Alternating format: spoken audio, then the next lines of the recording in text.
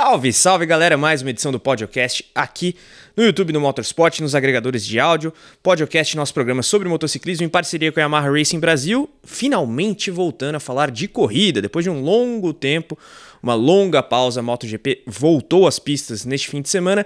GP da Holanda em Assen, na Catedral da Moto Velocidade. Tivemos triunfo dele, Pecco Bagnaia, que venceu na sprint também, Jorge Martin segundo na corrida deste domingo e, claro, Enea Bastianini, um protagonista do fim de semana também. Estou aqui, como sempre, na companhia de Guilherme Longo, Felipe Mota, apresentador dos canais ESPN, e Fausto Macieira, claro, comentarista da classe rainha, também na ESPN. Fausto, seja bem-vindo. Vou começar contigo. Corrida interessante, especialmente quando o assunto é briga pelo título. Pois é, bom dia, boa tarde, boa noite. Salve Carlos Costa, Guilherme Longo. Bora up, Felipe Mota, meu camarada, FM também. Foi uma corrida muito esperada e, assim, a chamada da ESPN, assim, espere o inesperado. Mas aconteceu o esperado, né? O Pecco Bagnaia desapareceu na sexta de manhã, coisa que ele não fazia há anos, né? Desapareceu no sábado, desapareceu no Q2, fez a pole, desapareceu na sprint, desapareceu na corrida principal e fechou com mais 37 pontos, pontuação máxima, que ele tinha feito também na Itália, e só não fez na Catalunha porque caiu na sprint. Não teria feito 3 sequências de pontuação máxima, descontando bastante a pontuação que o separa para o Jorge Martin, que não teve um bom fim de semana, minimizou o prejuízo, né? Conseguiu estar no pódio nas duas provas, mas perdeu 8 pontos e a diferença agora está em 10 pontos, indo para a Alemanha, onde eles vão ter a companhia ali próxima do Marc Marquez, e vamos ver o que vai acontecer. Esses três se destacam amplamente na MotoGP 2024. Boa, Marc Marquez, que foi protagonista, inclusive, de maneira controversa por conta de uma punição, mas, Felipe, Fausto trouxe alguns elementos interessantes aí. Fazia tempo que o Bagnaia não varria o fim de semana nessa proporção, né? Desde sexta-feira, a diferença do tempo de prova dele, GP da Holanda de 24, GP da Holanda de 23 também foi algo considerável. Ele é um cara que manja muito lá em Assen, conhece bem o circuito e agora fica complicado pro Martin, hein? Um abraço a todos. Eu acho que o Bagnaia vem num momento ótimo, né? São dois fins de semana em que ele realmente mostrou muita força.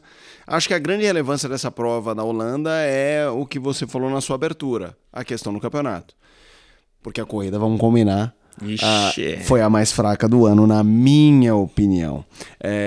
O que, tudo bem, enquanto tem categoria... Com o ano do jeito que tá. Exato, enquanto tem categoria que tem 12, não é hashtag fica de olho F1, mas enquanto tem categoria que tem 12 etapas e a gente pega uma, duas para falar, olha que animal, e as outras tenta... Essa é o contrário, foram várias corridas boas, essa não dá para tentar...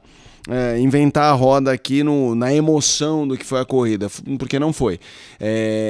Mas ao mesmo tempo foi, para mim, sintomática para o campeonato. Eu quero esperar só mais uma, a gente tem uma no próximo fim de semana, mas a sensação que eu tenho é do Bagnaia com um momento para virar o campeonato, o Martin tentando salvar pontos por pontos e sobrevivendo corrida por corrida, e fez isso.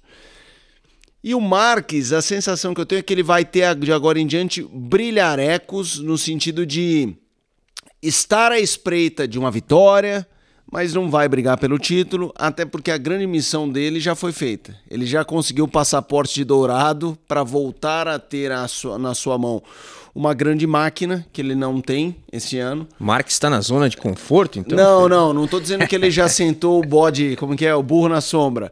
Mas, ao mesmo tempo, é importante ele ganhar?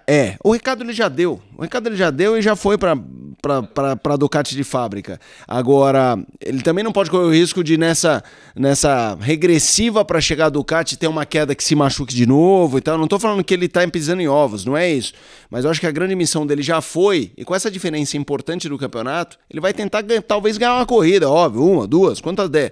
Mas aquela discurso de será que pinta luta pelo título? Pela diferença matemática e pela diferença de moto, que ele já vinha no braço, como diz o Fausto, no braço torto, conseguindo recuperar, eu não acho que ele vá se sacrificar e ser um protagonista na luta pelo título, mas eu acho que a cada fim de semana ele vai ser um protagonista do fim de semana, a ver o que isso gera lá na frente.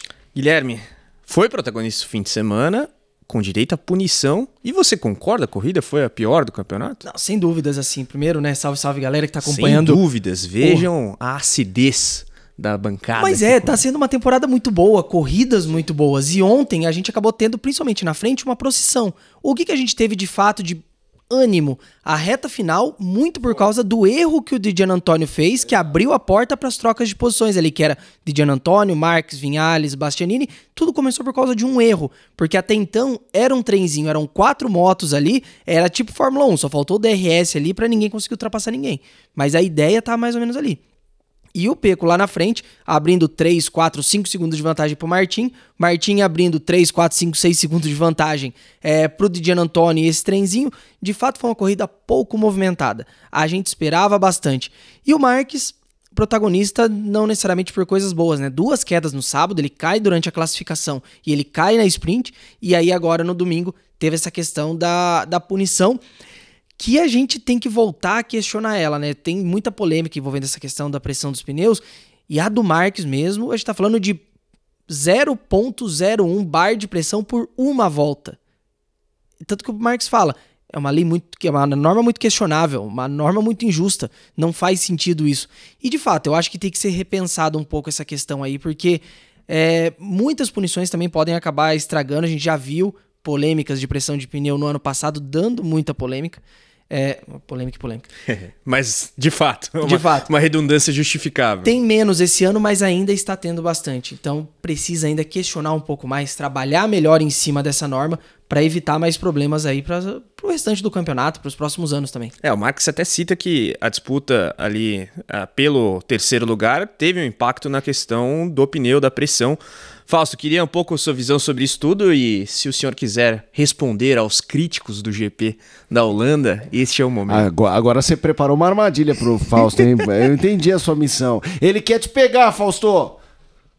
Não, tá tranquilo. Assim, vamos ver que, assim, eu concordo que o GP foi extremamente chato, né? Porque o Bagnaia sumiu, foi uma aula de pilotagem no Bagnaia. Eu vejo sempre sobre esse aspecto, né? Quem tá lá na frente some. Como o Lorenzo subia, quando o Pedrosa largava na frente, sumia também. A corrida foi chata, foi aborrecida. Foi aborrecida, não. Foi uma aula de como pilotar, né? O Bagnaia fez 8 voltas, variando 0,1, um décimo de segundo de tempo de volta. Então, ele foi realmente absoluto na sexta-feira, no sábado, na sexta-feira, no sábado e no domingo. Agora, essa questão, tem 3 pilotos que se destacam ali amplamente, né? Como já falei, o Marques, o Martin e o Bagnaia, especialmente o Bagnaia, que tem apoio total, prioridade plena da fábrica, e eu achei que o Marc Marques sabe disso, sabe que está com equipamento inferior, falou isso na coletiva de quinta-feira, fez o possível, né?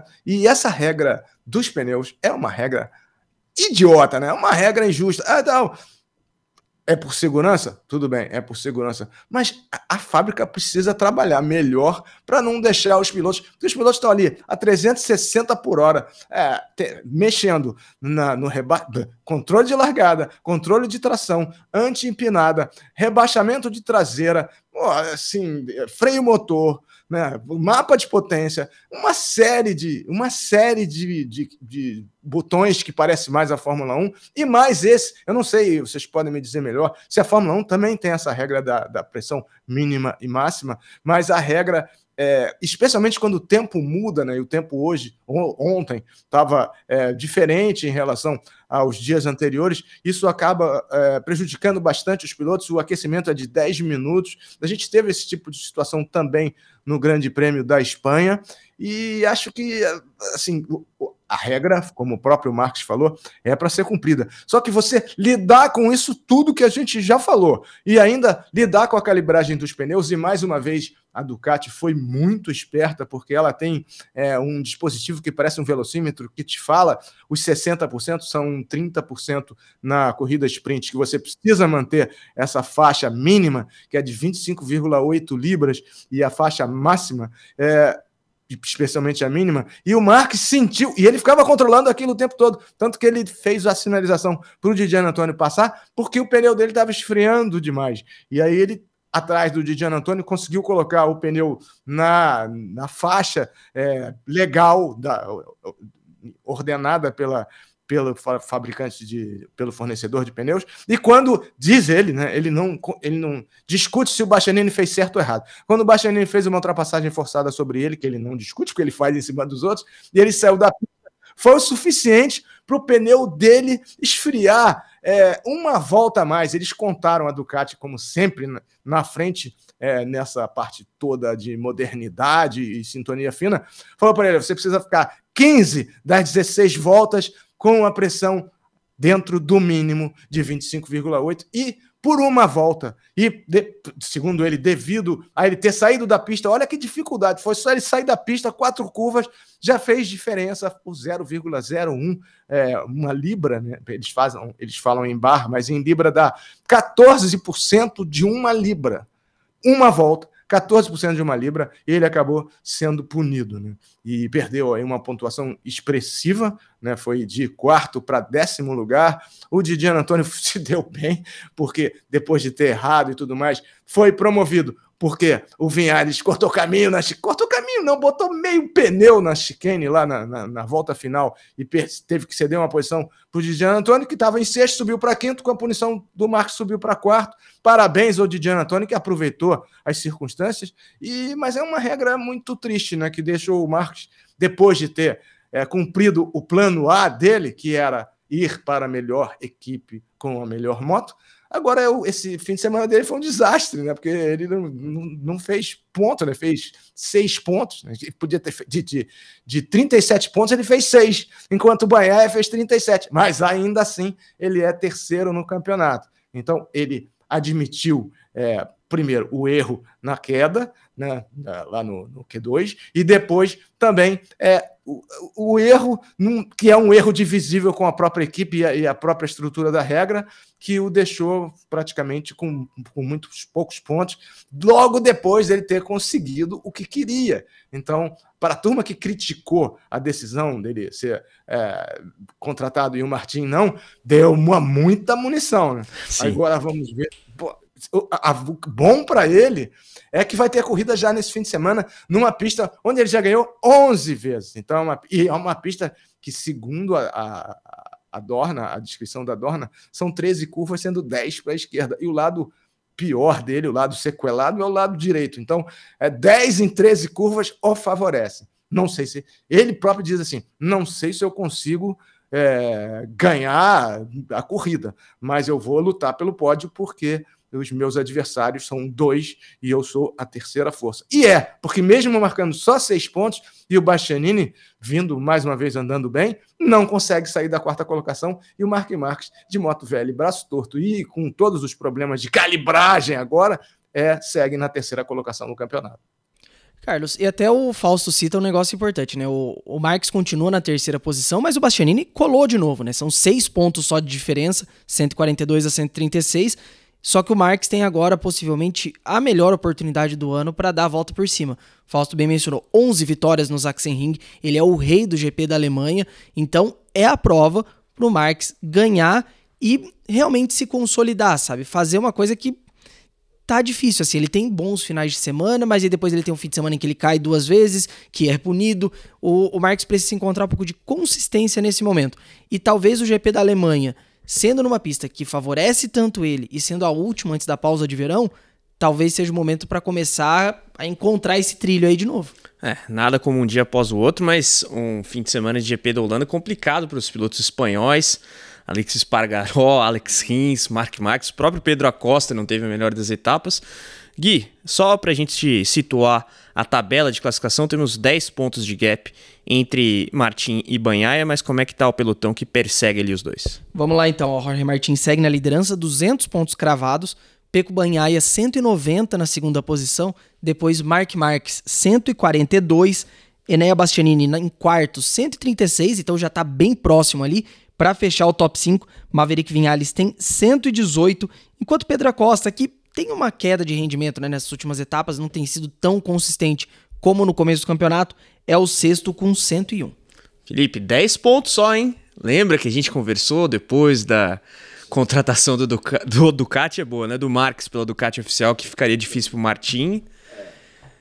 Banhaia tá fazendo o trabalho dele, hein? Tá, o Banhaia tá fazendo o que a gente esperava. O que eu acho que a grande questão é que o Martin está fazendo o que muitos não esperavam, pelo menos em fevereiro. Acho que ele já fez por merecer certo voto de confiança, de menos erros, de um equilíbrio maior, mas vai ser difícil, né? Porque uma coisa é ele conseguir se sustentar sendo segundinho aqui, segundinho ali, mas se o cara que for o primeiro for sempre o mesmo e ele atender pela alcunha de Peco, vai ficar difícil, vai ficar difícil.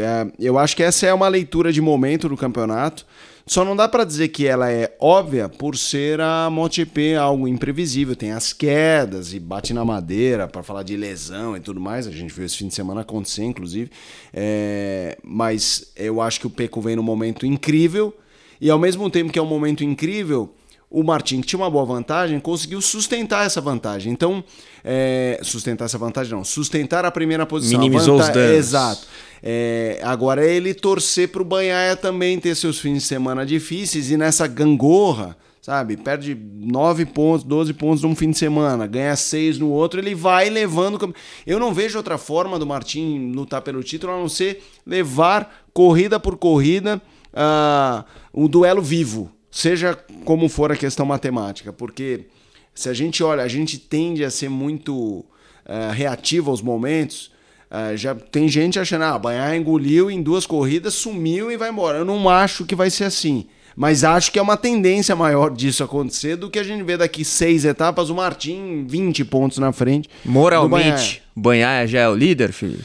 Cara, eu não acho que é moralmente, porque eu realmente acho que o Martin tá fazendo um bom trabalho. Eu acho que o Martin tem razões suficientes para estar um pouco... Eu não vou falar orgulhoso, porque eu não gosto dessa palavra. Eu acho que ela faz... Se ele estiver orgulhoso, significa que ele vai se dar mal em duas corridas. Mas eu acho que ele tem que estar satisfeito com o que ele fez nessa virada aí depois dos anúncios.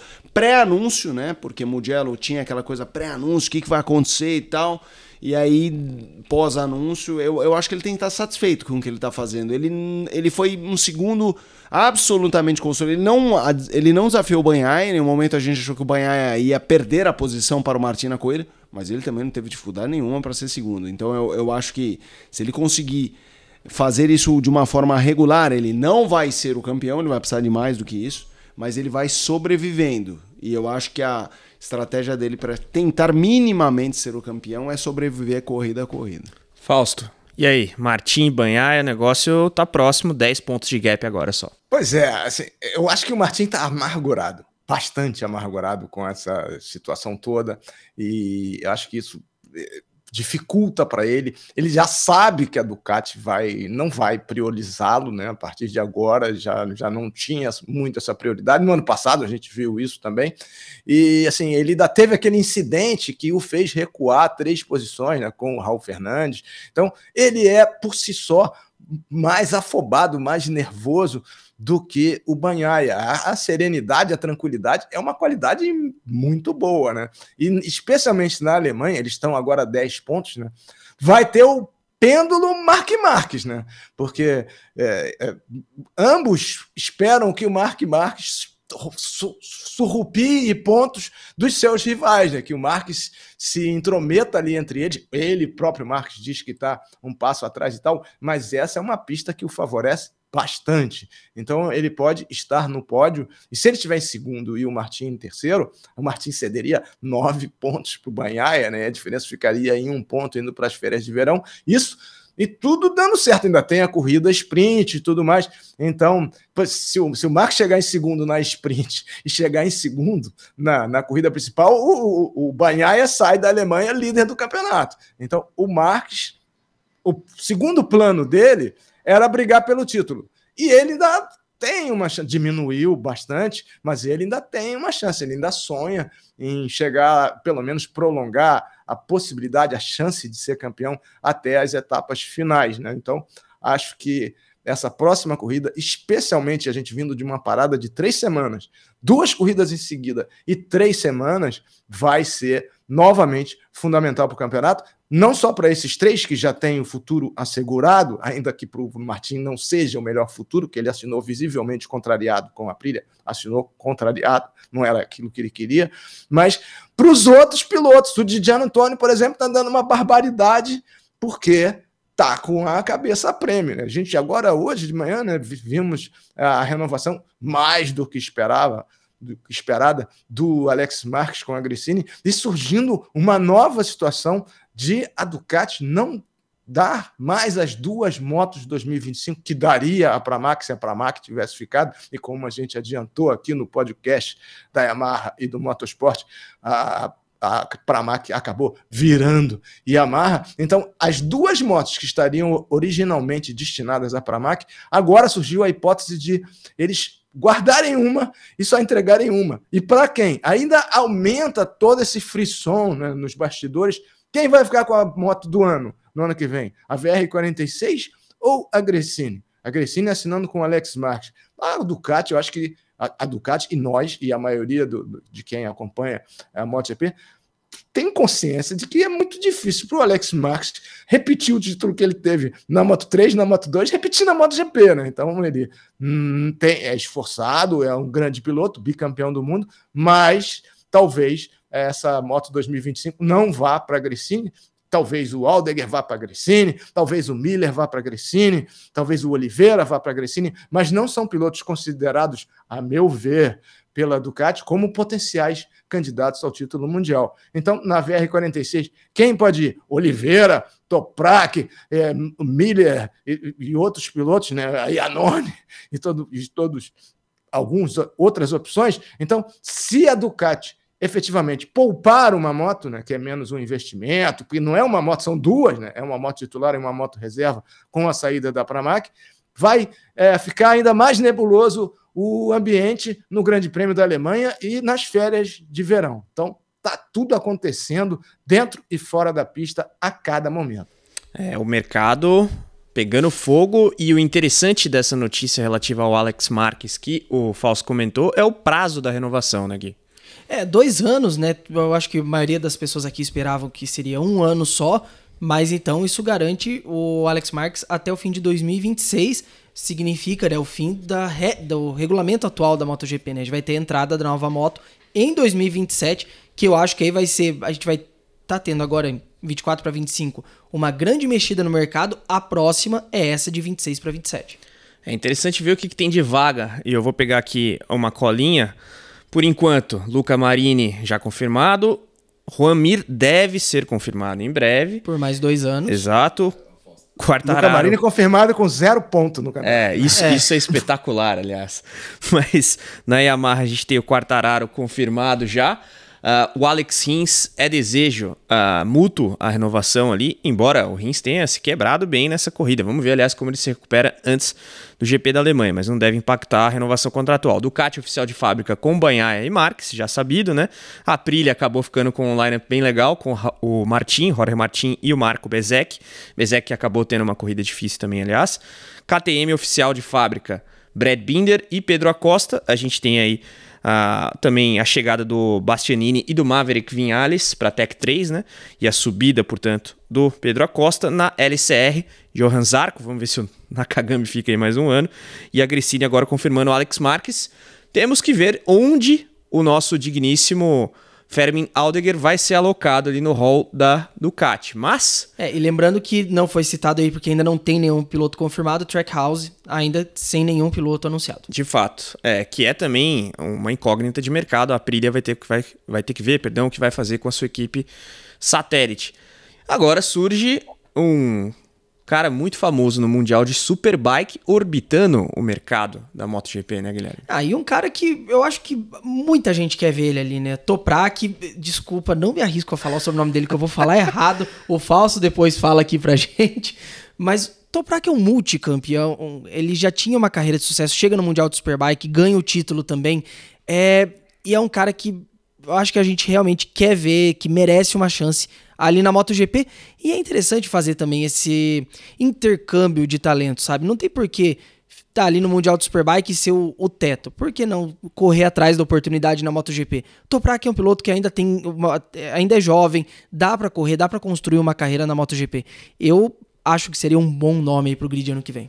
Tem que ver o que surge de oportunidade para ele, piloto da BMW no Mundial de Superbike, né? Fala-se da entrada da marca alemã na classe rainha, e ele é especulado muito nessa Pramac Yamaha aí, a Pramac mudando de marca. Fausto, queria um pouco das suas visões sobre uma possível chegada do Toprak, cujo sobrenome Guilherme Longo quer que o senhor pronuncie.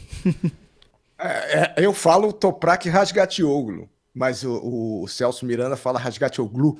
Então, mas assim, é igual o Janonju, né? Que a gente chamava de Canonku, e eu achava engraçado, porque eu perguntei a ele como é que você quer que fale e tal. Mas assim, só fechando sobre e ele falou o quê? Kuochu. Ele falou Janonju. Janonju, ele fala de Janonju. E ele ganhou naquele dia lá em Valência, 2018. Mas sobre a armação feita para 2025, né?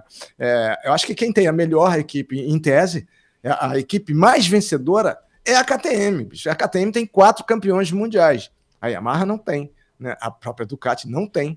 Né? Tem, dependendo de quem vá para a vaga do Alex Marques, mas nem o de Gian Antônio e o seu provável companheiro. Bom, teria se o Franco Morbidelli, que também está nessa briga, for para a Yamaha ou for para a Yamaha Satélite, que pode acontecer também com o Alex Rins, né? Continuar na Yamaha, mas indo para a equipe satélite para abrir vaga para o Razgatlioglu, que se fizer uma dupla com o Fábio Quartararo, seria uma dupla que daria uma grande visibilidade para a Yamaha. Onde for o Razgatlioglu, ele dará uma grande visibilidade. Então, tem várias opções aí, mas o quarteto que eu acho mais forte é realmente o da KTM. E, assim, sobre o que vai acontecer, né, nas próximas etapas, espero uma segunda metade da temporada muito forte. A Aprilia tem bons pilotos, mas, a meu ver, não é a melhor dupla, apesar de ter 2 campeões na equipe oficial. Acho que o Raul Fernandes vai permanecer.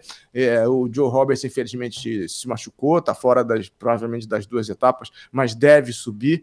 Então, são muitas as possibilidades e espero que esse resultado traga mais competitividade, né? Porque a gente continua vendo uma Copa Ducati, são 54 corridas com a Ducati na frente, o Pecco Bagnaia no melhor momento da carreira.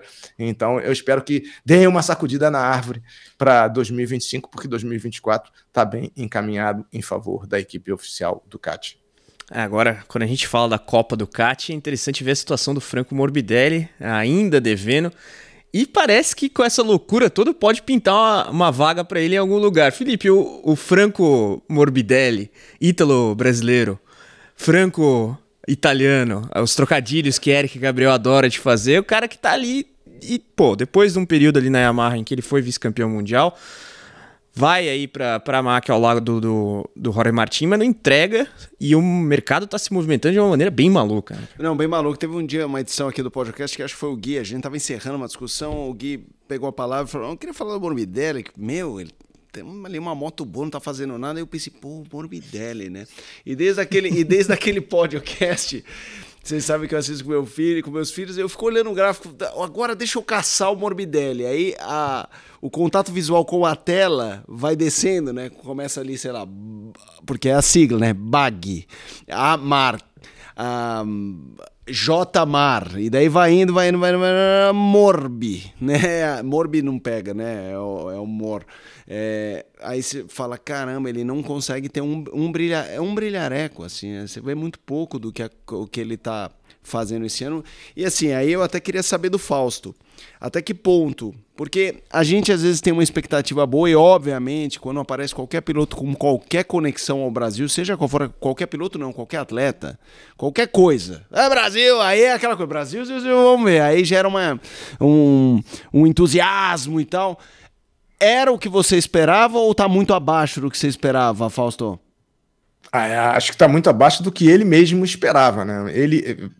Ele não fez a pré-temporada, ele vem de um acidente recorrente no joelho e tudo mais, que ele já tinha machucado lá no sítio do Valentino, mas o Morbidelli, ele tem estrela, então as coisas vão se ajeitando e sobra uma vaga boa para ele, como eu acho que vai sobrar uma vaga boa para ele, ou na Gresini, ou na VR46, então ele tem essa possibilidade de estar novamente numa equipe boa, ainda que não tenha apresentado resultados, espero que apresente em breve, porque ele é tem uma trajetória muito interessante, é ótima pessoa, tem vínculos com o Brasil, mas isso não é suficiente. Você vale o seu último resultado. E ele teve na 5ª posição e acabou fora dos top 10. Então, é difícil, nesse momento, fazer uma projeção para o Morbidelli. E para o próprio Rins, né, que no ano passado teve um acidente grave, tomara que esse acidente do Rins não o prejudique, acho difícil o Rins também correr na Alemanha, e nessa possível entrada do Toprak, que a BMW vai travar de todas as maneiras, porque ele é o grande nome do campeonato de Superbike,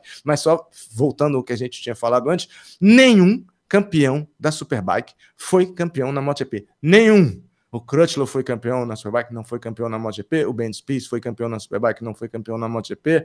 O Troy Corser também tentou, não conseguiu. O piloto da Yamaha, né, o ex-campeão, Jonathan Rea. o Jonathan Rea, não conseguiu. Todos eles tentaram emplacar na MotoGP, nenhum emplacou. Ao passo que, quando o Max Biaggi saiu da MotoGP, porque já não aguentava mais perder para o Rossi, e o Rossi ficar ironizando, ele foi para a Superbike, foi campeão, né? Então, o contrário, o Marco Simoncelli foi fazer uma corrida lá com uma moto que ele não andava, não conhecia, e fez pódio e deu pau no Max Biaggi, né? Então, o contrário é mais factível do que um piloto da Superbike conseguir ser campeão na MotoGP. Acho que o Toprak terá dificuldades de se adaptar, mas a Yamaha é uma moto amistosa, né? Foi, né? Espero que continue sendo, para ele se adaptar e fazer os resultados próximos do que ele faz na Superbike, que é realmente deslumbrante.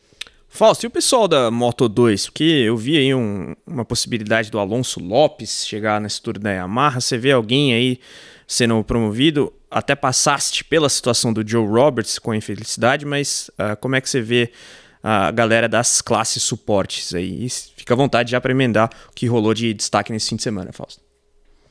Pois a Moto2 foi uma corrida onde o Fermin Aldeguer mostrou finalmente o que ele pode render, mas no final foi derrotado pelo Ai Ogura, né? E mostrou mais ainda. Isso nos deixa, nós brasileiros, como o Felipe falou, né? Brasileiro, Brasil, blá blá blá, um pouco frustrados, porque a Boscoscuro é nitidamente a melhor moto do grid. Nitidamente, né? Tem o Sérgio Garcia, tem o Ai Ogura, tem o Aldeguer e tem o Alonso Lopes. Então são 4 Boscoscuros em 30 motos, né?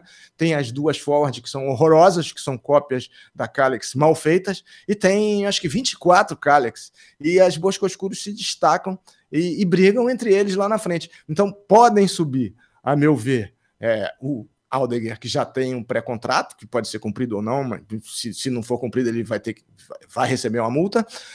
Tem o Ai Ogura, que só não subiu até agora porque não quis, mas pode subir. E tem o Lopes, que também poderia subir. E tem o próprio Sérgio Garcia, né, que já foi sondado também, né? E tem o Manuel Gonzalez. Então, ao contrário do ano passado e do ano retrasado, onde só subiu um, podem subir vários pilotos, porque eles são baratos, né? Então, talvez para quem tem um orçamento mais curto, seja uma opção contratar um piloto da Moto2, pensando também que em 2025 e em 2026 vai haver uma divisão de investimento para manter o status quo da 1000 e para desenvolver o projeto do 850, que também vai exigir muita plata. Boa. Falando no que vem pela frente, temos etapa da Alemanha, mas essa pausa no calendário, meu caro Guilherme, se deveu à situação do Cazaquistão e temos novidades com relação a isso. Tá uma confusão essa questão do calendário, né? Já tivemos 2 etapas de fato canceladas na temporada, o GP da Argentina ainda no começo do ano, mais recentemente o GP da Índia, e o Cazaquistão tinha essa data, que era 14 e 15 de junho, acabou sendo adiado, primeiro adiado indefinidamente por conta da questão de inundações na região ali de Sokol, que é o circuito que vai receber perto de Almaty, a capital do país. E aí, com o cancelamento da Índia, o Cazaquistão pegou essa data em setembro. Seria ali aquela pernada asiática que tem Indonésia, que tem Japão, que tem Austrália, Tailândia, tudo mais. E agora surge a informação, divulgada no domingo pelo motorsport.com, que o Cazaquistão deve cair de vez e ser substituído por uma segunda etapa no Catar, repetindo o que aconteceu em 2021 por conta da pandemia. A gente teve, naquela ocasião, o GP do Catar e o GP de Doha, e agora isso deve se repetir, o Catar assumindo aí essa vaga do Cazaquistão, muito por causa da organização do GP. A promotora ainda não está cumprindo todas as expectativas da categoria, e também a questão da infraestrutura lá parece ser bem complicada, então deve ser oficializado aí nos próximos dias o cancelamento de vez do GP do Cazaquistão e a entrada de um segundo GP lá em Losail. Felipe, você chegou a cobrir GP da Índia de Fórmula 1? Cobri 2. Saudades? E é no mesmo circuito. Não, foi uma experiência muito legal ter curtido a Fórmula 1. É aquela coisa, eu acho que tem países que quando você monta uma lista de desejos de viajar, talvez não esteja ali na primeira fila, mas eu sempre queria. A Índia era um país que eu tinha vontade de conhecer, mas é o tipo de coisa que talvez não pintasse a grana pessoal para ir.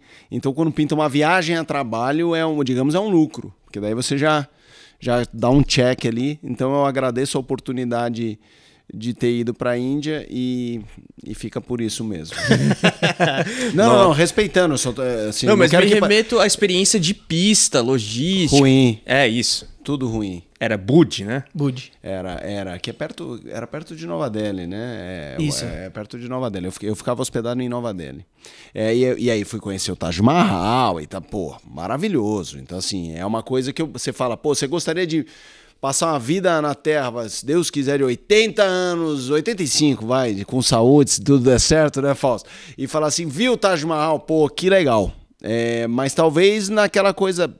gente, viajar é muito caro. Então, assim, e eu tenho o privilégio de ter conhecido muitos lugares do mundo a trabalho, porque pagando, eu só fui pro Chile. Então, assim, é a vida. Pro Chile, pegou um ônibus ali na Estação Jabaquara pra ir pra Santos, essas coisas assim. É isso, pra grande.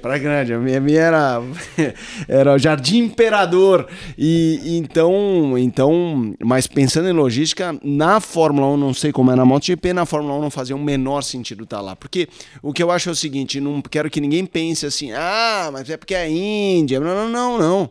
Tem país que abraça o evento, tem país que não abraça. Então, assim, é você ir para um lugar... Coreia é demais. Maravilhosa. Fazia sentido o GP da Coreia do Sul da Fórmula 1 0, menos do que o da Índia.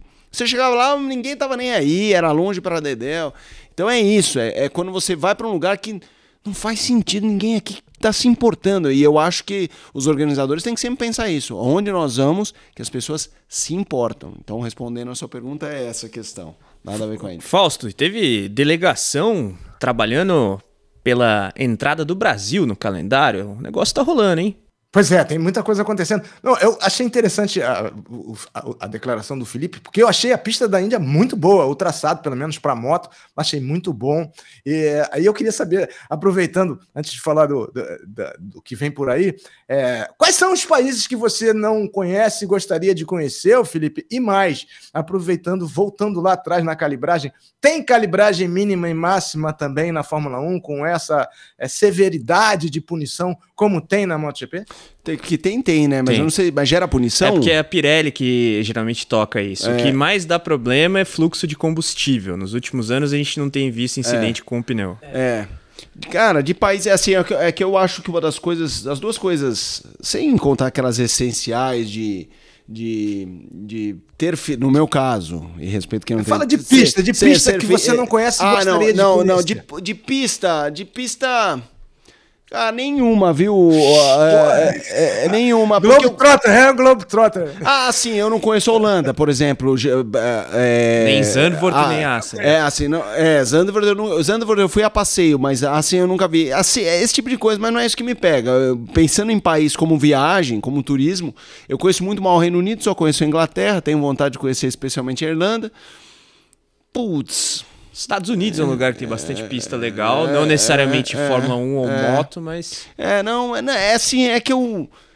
Se você falasse hoje, qual país que você não conhece, que você morre de vontade... morro de vontade de conhecer o Peru. Eu acho que Machu Picchu é incrível, já ouvi falar que Lima é incrível, que a culinária é fantástica. Eu valorizo muito a América Latina como um todo, e conheço muito mal, mas se pudesse escolher seria Lima, Machu Picchu e acho que é isso. Assim. E tem um monte de lugar que eu gostaria, mas eu não sou daqueles que sofrem também se não consigo. Não tenho essa de grandes sonhos, acho que por isso que a vida também me deu alguma sorte. Eu sou meio Morbidelli às vezes, sabe? Sou meio Morbidelli, Fausto? Eu tô lá, todo mundo... Olha o cara ali, meu. Tá com 15 pontos e tá bem na foto. Eu acho que é isso. O meu, na verdade, o topo da minha lista, assim, do que eu mais tenho vontade de conhecer, inclusive... Tem vários países ali no calendário da MotoGP, que é o Sudoeste Asiático. Tailândia, Indonésia, Malásia. Pegar aquela região ali, eu tenho muita vontade de conhecer. Vale a pena, eu conheço tudo isso. Eu não conheço... Você tava falando, eu pensei... Eu não conheço a Grécia, mas aí você pergunta... Você morre de vontade de ir? Cara, eu quero ir. Mas se também não for, tá tudo certo. E toca a vida. E vamos abraçando as oportunidades que a vida oferece. Eu, nas minhas férias, agora vou pra Lindóia, no interior de São Paulo. Adoro, entendeu? E meu filho falou, meu caçula falou assim, a comida mais gostosa é pro hotel que a gente tá indo. É um hotel fazenda, super simples, velho, e é o máximo. Então, assim... O conselho que eu dou aqui, está nos ouvindo, se abra as oportunidades que elas vêm, entendeu? Então, mas o Peru... Eu tenho muita vontade. Não conheço a Colômbia, já ouvi falar que é muito bonita. Mas é isso. Eu acho que se eu pudesse escolher uma viagem assim, quando meus filhos crescerem um pouco, porque eu acho que para ir para Machu Picchu 6 anos o Joaquim vai dar trabalho, eu levaria para lá. O Peru que esteve não muito tempo atrás. E você, Carlos Costa? Carlos Costa, please. Ele tem bom currículo. Não, de pista até que nem tanto. Já fui para Monza, Spa-Francorchamps. Essa tem que ir. Le Mans, também deve ser muito legal. Tem que parar para pensar aqui, mas já dei uns bons giros aí. Agora, Estados Unidos é um lugar que tem me cativado no sentido automobilístico nos últimos tempos. Então, dá uma peregrinada por lá. Mas, Fausto, aproveita, manda a sua e fala. Deixa eu falar, deixa eu falar a minha, assim... sim, eu conheço, foi maravilhoso. Vitória do Valentino Rossi, em qualquer lugar do mundo é espetacular, né? Gostaria muito de conhecer Phillip Island, né? Que é uma pista a mais bonita do calendário. O Mugello, felizmente, eu também conheci. E o Peru eu conheci, não conheci Machu Picchu, mas no Peru eu fui no lançamento de uma moto que se rodava milhares de quilômetros no trecho que era do Paris-Dakar. Na época que o Dakar era aqui na América do Sul, e aconteceu umas coisas. Eu não fui a Machu Picchu, mas fui a Lima, curti a culinária, tem um milho lá gigante que é muito bom, é tudo muito bom. E tava com um conhecido, um outro jornalista, que levou um tombo na minha frente. A moto era uma 1300, né? Que é uma moto pesada para andar na areia. Aí o cara caiu na minha frente e, porra, tem um carro de apoio bem mais atrás. Aí eu parei do lado dele e falei, cara, assim, você acha que machucou alguma coisa? Eu acho que eu quebrei o braço. Aí eu falei, então eu vou fazer o seguinte, eu vou ficar aqui esperando chegar o carro de apoio, porque se eu descer da moto, eu não vou conseguir sair, porque eu ia atolar também, porque a moto pesa 400 quilos, né? Aí fiquei dando uma força moral cara, até chegar o carro de apoio, mas não consegui ir a Machu Picchu, mas foi uma experiência muito diferente. Contrastes igual ao do Brasil, a América do Sul tem muitos contrastes entre o lado mais próspero e o lado menos próspero, né? Mas em pistas, e eu penso em país, eu penso na pista. A pista que eu gostaria de conhecer, e eu sempre sugeri, era Phillip Island, mas é muito caro, porque não tem hotel, é um lugar pequeno e tudo mais, mas é uma pista para moto inigualável, fantástica, como é a de Assen. E a Alemanha eu não conheço, também gostaria de conhecer, porque é uma pista travadinha, os pilotos andam acelerando o máximo em Sachsenring, 18% da volta. E é uma pista que tem uma história enorme, porque é na Alemanha Oriental. O motorista do Hitler, tinha um piloto lá que o Hitler gostava de moto, infelizmente. Né? De gostasse mais, teria feito menos mal à humanidade. Né? Mas ele contratou um dos pilotos da DKV para ser seu motorista particular, e o cara morreu lá. E quando esse piloto morreu lá em Sachsen, que tinha um recorde de público, foi feriado na Alemanha. O Hitler ficou tão desapontado, né, triste com essa situação, que até revelou algum sentimento. Mas as viagens que a gente faz em função de trabalho, como falou muito bem o Felipe Mota, são marcantes, porque a gente tem oportunidade de conhecer, de passagem, né? Nunca é o objetivo central, mas um pouco desses países todos. E agora falando sobre o Cazaquistão. Porra, o que tem a ver o Cazaquistão com o motociclismo? Porque a Índia tem.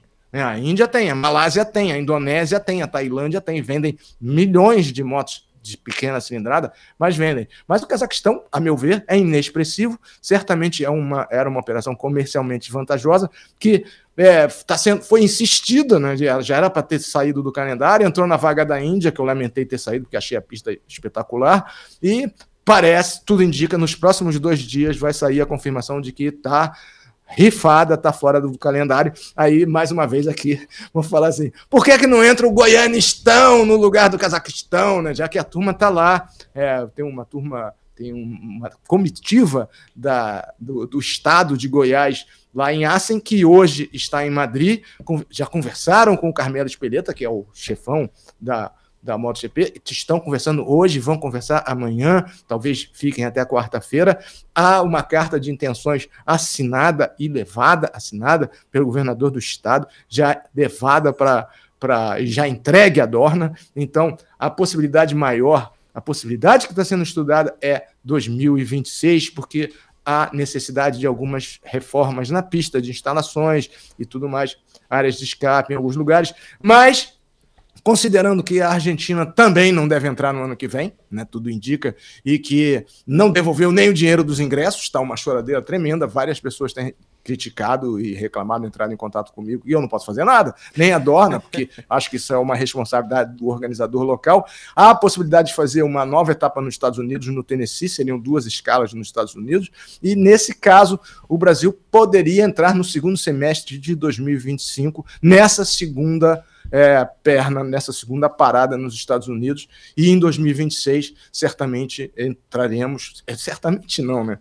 Há uma grande possibilidade de voltarmos ao calendário, mas sugiro novamente a Dorna, a FIM, a Liberty Media, a quem quer que seja, fazer uma etapa aqui no nosso Goianistão, que está lá pronto para receber o Mundial de MotoGP. Pegando o gancho do Cazaquistão, temos o Goianistão. Agora, falando rapidinho de motocross, Gui, tivemos etapas aí no fim de semana. Passa o boletim pra gente, por favor. Vamos lá, então. Começando com o Mundial de Motocross, MXGP, etapa da Sonda Ocidental na Indonésia, em Lombok, entrando na segunda metade da temporada. Vamos começar com a classe principal. A vitória geral da etapa foi do Jorge Prado, mas a liderança ainda é do Team Iser, 555 pontos contra 533 do Prado, e Jeffrey Hurlings ali na terceira posição, 497. MX2, etapa dominada por Cade Wolf, vence as 2 corridas, então a etapa também, ele lidera 532 pontos contra 467 do Lucas Kennen. MXGP que volta a correr já nesse fim de semana, continua na Indonésia, agora com a etapa de Lombok. E AMA Motocross, etapa de Southwick, no Massachusetts, na 450 cilindradas, Jet Lawrence vence a etapa, mais a liderança do campeonato, o negócio está bem apertado ali. Hunter Lawrence tem 213 pontos e Jet Lawrence e Chase Sexton 210 cada. Na 250 cilindradas, Hayden Deegan vence e lidera o campeonato, 191 pontos. AMA que corre nesse fim de semana também em Red Bud, Michigan. Boa, valeu demais, Gui. Felipe trazendo um pouco de cultura e viagens ao nosso país. E Fausto Macieira, suas considerações finais, Fausto. Pois é, assim, vou falar rapidamente. Sou comentarista, eu falo, se deixar eu falo o dia inteiro, né?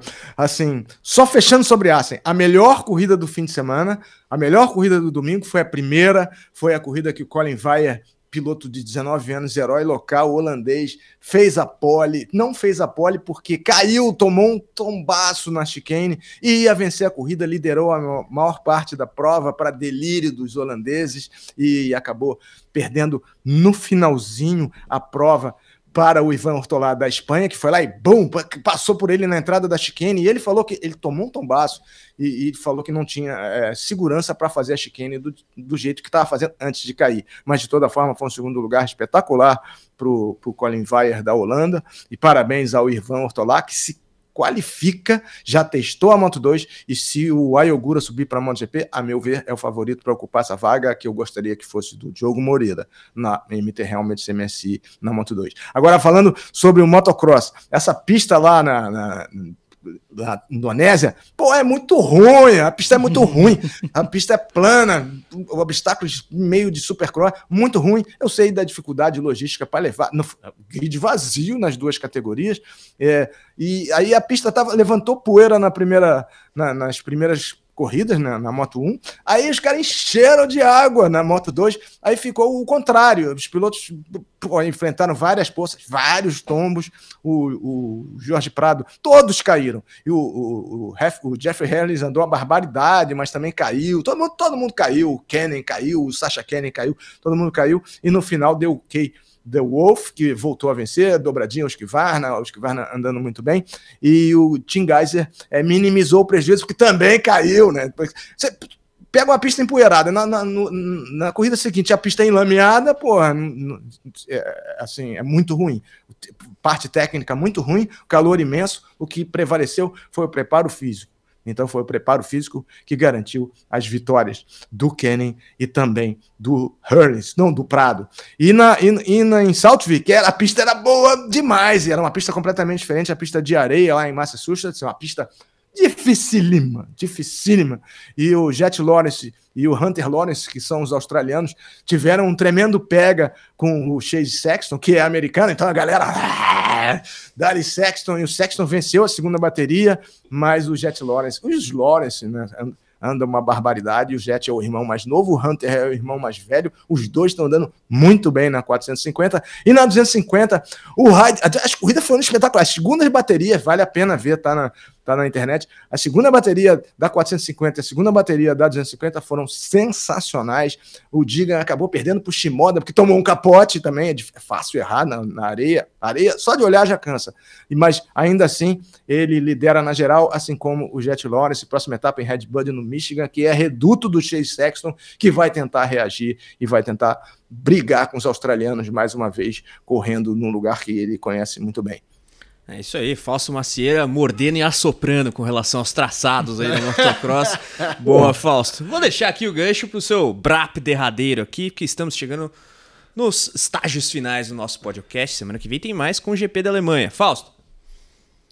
Pois é isso, pauta nunca falta aqui no podcast, né? A gente sempre tem notícias interessantes sobre motociclismo, vem muita coisa boa por aí, especialmente o Grande Prêmio da Alemanha, uma oportunidade muito boa para o Marc Marquez subir no pódio e quem sabe fazer frente de alguma forma aos dois pilotos que têm motos melhores do que a dele e estão num momento melhor do que ele tecnicamente. E também a gente vai ter nas outras classes e tem a possibilidade do Pedro Acosta, a última chance do Acosta quebrar o recorde de precocidade em vitórias na classe principal, que é do Marc Marquez, né? É a última chance do Acosta bater esse recorde. Vamos ter também etapa do Mundial lá na Indonésia, etapa do AMA Supercross nos Estados Unidos, e boa sorte para os pilotos brasileiros, para o Diogo Moreira, que chegou a andar na 6ª colocação, largou em 4º, largou muito bem, depois recuou, e para o Eric Granado, que infelizmente mais uma vez não mostrou em resultados a sua velocidade. Ele acabou batendo na primeira corrida no outro piloto que está brigando pelo título, foi punido com volta longa na corrida 2. Esperamos que todos eles, em qualquer lugar do mundo, façam bons desempenhos e representem bem os seus países, especialmente o nosso país. Valeu, rapaziada, aquele abraço, acelera Brasil! É isso aí, bem lembrado pelo Fausto a questão do Pedro Acosta, mas Felipe, obrigado por mais um podcast, Gui também, e especialmente obrigado a você que esteve com a gente. Semana que vem temos um encontro marcado, hein? Aqui no YouTube, nos agregadores de áudio, então chama a galera, porque o papo sempre rende aqui no podcast. Um abraço, até a próxima, tchau, tchau.